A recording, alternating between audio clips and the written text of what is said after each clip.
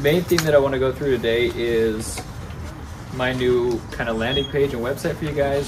Some of the hardware I'm leaving so you guys can access all of my knowledge when I'm not here. And then I'll just have kind of office hours every Thursday going forward to be able to meet with clients, answer your guys' questions, or I'm always looking for new projects to do. So if you guys are like, hey, we don't know anything about this, I'll go investigate it. And when I'm not here, ideally I want to have more time looking for resources to pull into the community here to help support you guys. So any questions? Due to Medicare's marketing laws, I had to cut out all the plan-specific information. And so this is just a general summary basically of how the Medicare Advantage program works. It is different by every area. You can go to medicare.gov to get information on all your options. You can check out my website if you want me as your agent, or you can reach out to me directly if you have questions. So there's Medicare A and B is original Medicare, and it's basically 80-20 coverage from the government. There's some deductibles and nuance with that, but from there they kind of have two options that most people go in Utah at least go with the Advantage plans. And so if you have A and B of Medicare, I have a spreadsheet. It's what the site is. You can look at different plan options. Almost all of them are $0 premiums. So there's no cost associated with enrolling. There's just a list of different co-pays for different services and different doctor networks. So that's what most people, especially in lower income communities, are on, because they get a max out of pocket. They get dental, vision, hearing, which original Medicare doesn't cover, and they get sometimes transportation of flex cards, all the extra benefits with it. So the other option is you can stay on original Medicare and you can buy like a secondary supplemental plan that covers that. Those usually range from $100 to $300 a month, depending on which one you go with. And it basically, if you have Medicaid, it works the same way. Medicaid becomes your secondary and pays your 20% co-insurance.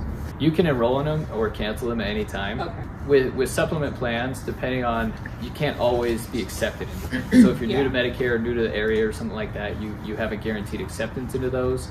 If you're making less than like $2,000 a month, you're better off to pay a spend down, get all the dual benefits, and get Medicaid because it covers the same. Yeah.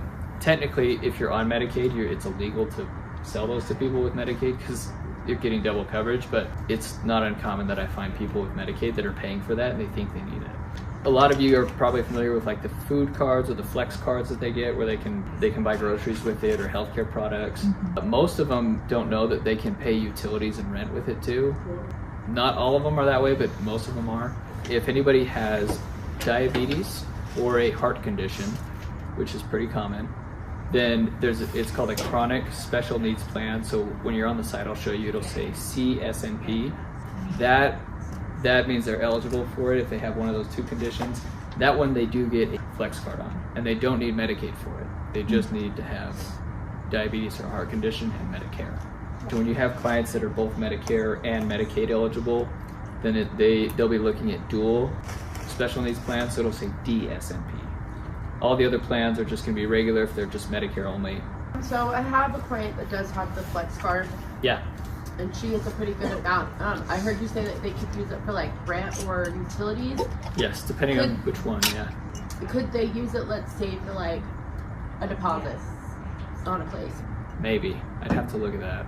Because I know that typically most of them are you use it or lose it that month.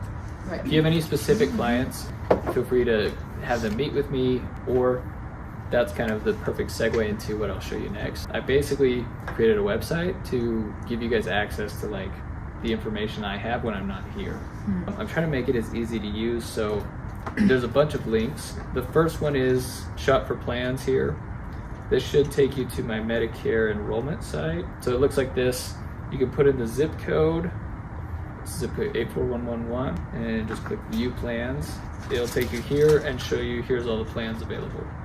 Oh. And so at the top here though, you can add doctors, you can add their drugs, you can add their pharmacy, you can add if they have Medicaid, and then it shows you in real time what their costs are. Oh, cool. So it's kind of like Medicare.gov, but it keeps me as their agent of record, so if they lose their card or need a bill or whatever, I'm still able to access their account. That's amazing. So it makes it really convenient. So now you can just go in, put in the zip code, look at their plans.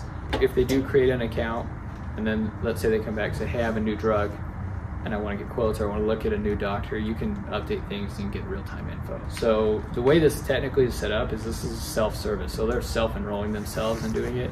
You guys are just providing technology. This is the same link here that's in my email signature. You just click on it. If you go to the home page, that's where I access it from here. But if you go over to the Health Hubs tab, it's just a cleaner collection of all the different buttons I'm building out for you guys. The next one I want to talk to you guys about is the AI system that I'm building. So due to HIPAA, we can't just take like a client's benefit letter or summary or something and put it in like ChatGPT. But with Google, I can have AI access my client data and assist me with appeals, denials, all the stuff that insurance companies want to make hard. So the way it works, I have a HIPAA-Secure vault. It's like a Google Drive, but it's HIPAA licensed, and you can basically upload anything you want into that vault. And so I can use it in there to say, explain this letter, draft an appeal, give me next steps, anything you want the AI to do with like client information, we can do it that way. So that's what this form is here, is basically you fill the form out, let me know all the information about what you're submitting, tell me the prompt you want me, what do you want the AI to do? Do you want an explanation? Do you want an appeal letter? Do you want whatever? And then once you click submit, it will take you to this link. Click on that link and it takes you to the upload where you can scan in whatever you wanted the AI to look at. This is an ROI that says, so as you scan it, they're agreeing that to share the information with me, so everything's HIPAA compliant. So the only thing I can't do is give you guys access to it directly, but you can send me the prompt, sign the ROI, and upload whatever you want all in one there. Cool. We ran into an issue actually at another community where they couldn't create emails for clients anymore because they'd used the number so many times.